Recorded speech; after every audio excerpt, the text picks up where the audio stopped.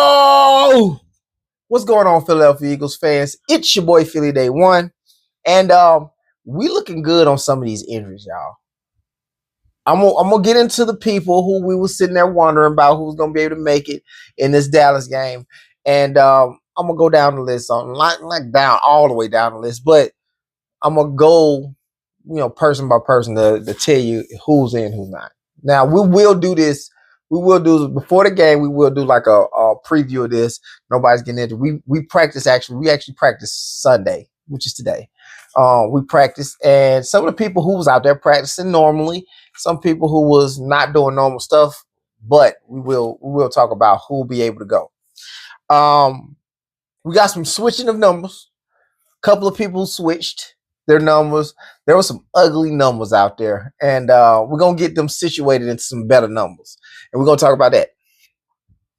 And Nick Sirianni talked about being settled already. It's a lot of people who had questions about who's running cornerback two on the outside, who might be the safety, and he said pretty much, y'all the only ones that's unsettled. We know who we want to run out there come Thursday. And I got a hint about who it might be.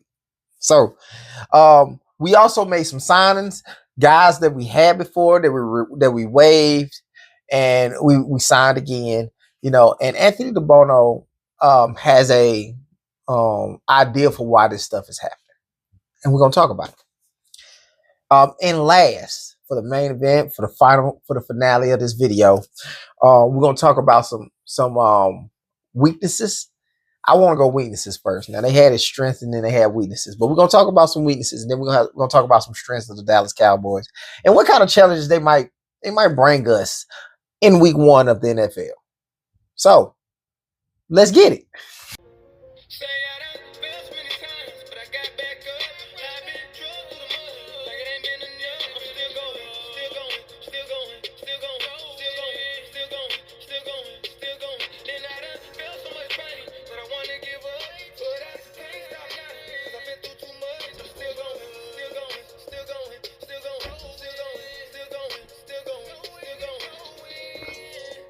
Okay, guys, look, AJ Brown will be there. He will play. This is out his mouth. He said he will play Thursday.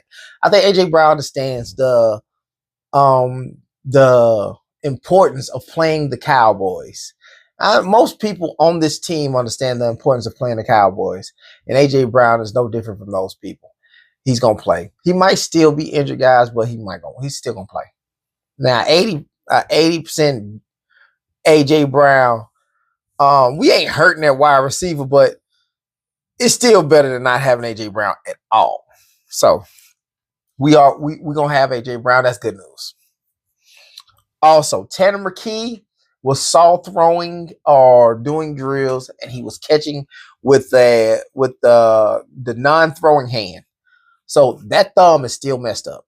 We probably can like pin him down for like week 3.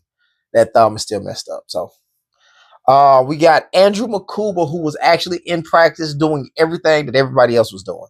So I'm not saying that he's fully healed, but I am saying that he was out there with everybody else. Landon Dickerson. After the knee surgery, it don't even look like he had surgery. This dude is so tough, dude. He is so tough.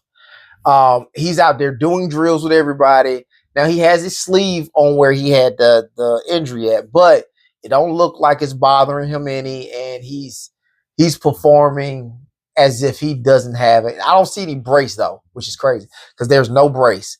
And the man had surgery on that leg, so he don't look like he's any gift. He looks very, very healthy.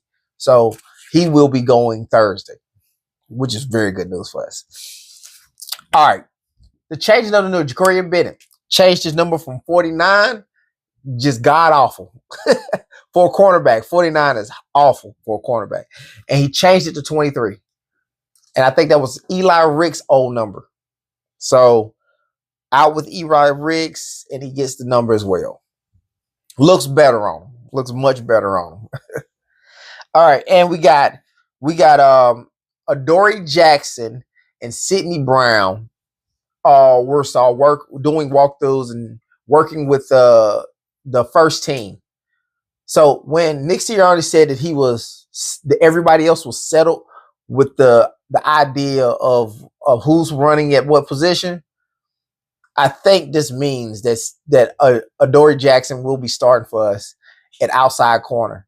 Not in a base defense, maybe in nickel.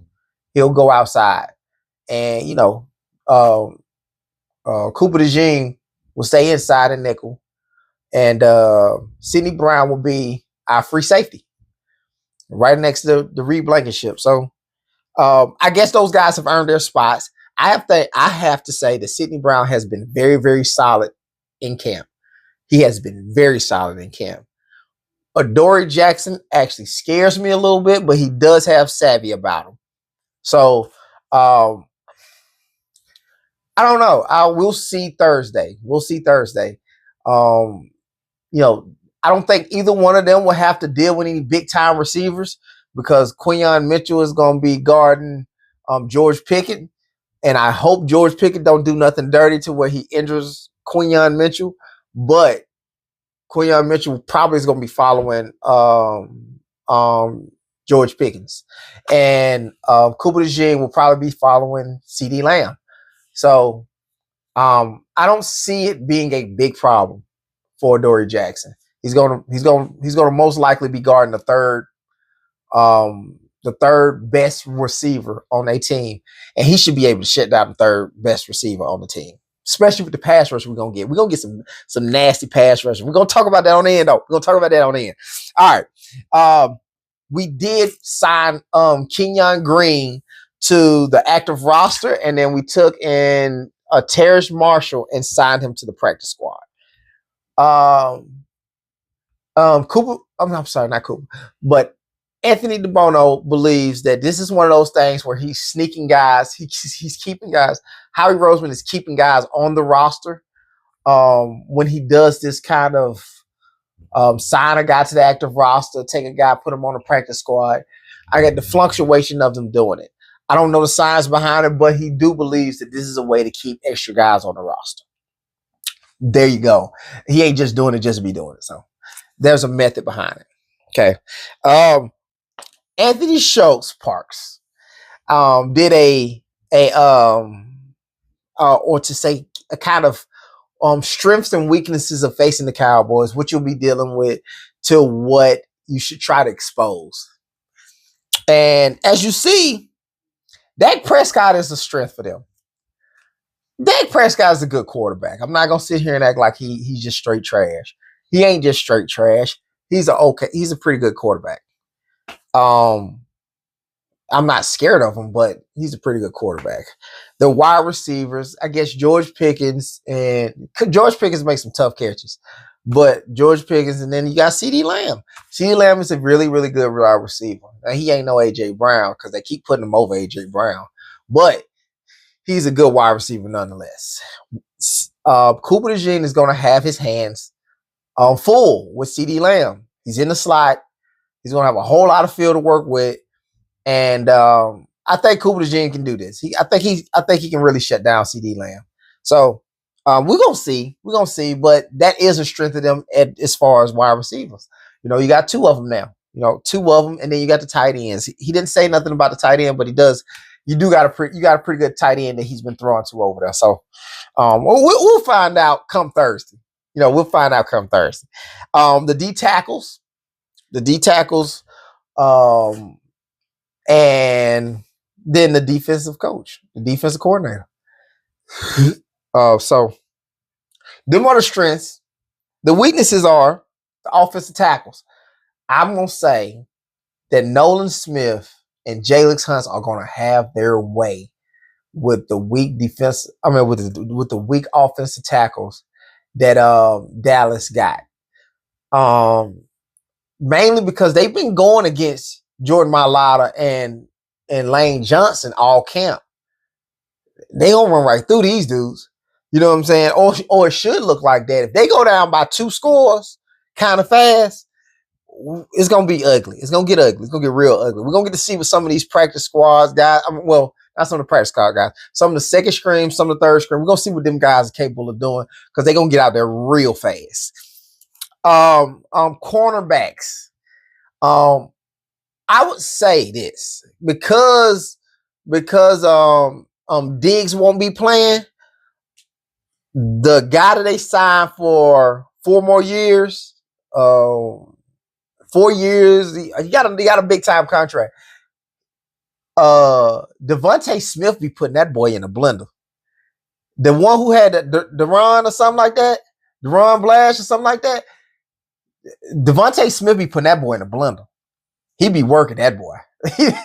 So, and he keeps saying it. You can hear him on the mic up. He keeps saying it. Oh, he trash. Well, he don't say he trash, but he be like, they just sitting on routes. But the Devontae Smith probably gonna put somebody in the blender. I'm thinking more so like AJ Brown will probably put somebody in the blender. But without Diggs, I don't see them being able to hold these wide receivers. They might not get a shot at holding these wide receivers with the running game probably being so good that night. Okay, we got edge rushers. They're short of edge rushers. They just gave away Michael Parsons. So they short on edge rushers, man. They do got the rookie, Abaku, something like that. Izaraku. Yeah, Izaraku. They got the rookie Izaraku. Now I don't think he will pose a super threat for Lane Johnson or Jordan Mailata, but they do have him. So I mean, they got that one guy that I know of. I don't keep up with the Cowboys, but that I know of. They got the offensive coordinator that I guess isn't improving. So he's not that good as offensive coordinator. Scheming stuff might not be his big thing, and that could pose a problem when you're going against the defense. I feel like what I'm seeing as far as my defense is we're really, really good. So if you can't scheme nothing up against us, it's gonna be a long day. It's gonna be a long day. That's all I got for you, man. Y'all tell me what you think about this, man. Is these legit weaknesses or is these legit strengths for the Dallas Cowboys, what we got on here? Is there anybody that you worried about making it as far as injuries are concerned? Is there anybody you concerned about making it to Thursday? And if so, are you scared of anybody getting injured on Thursday? Like, comment, subscribe, turn those post notifications on so you don't miss no video. And that's it. We out. Let's go Birds.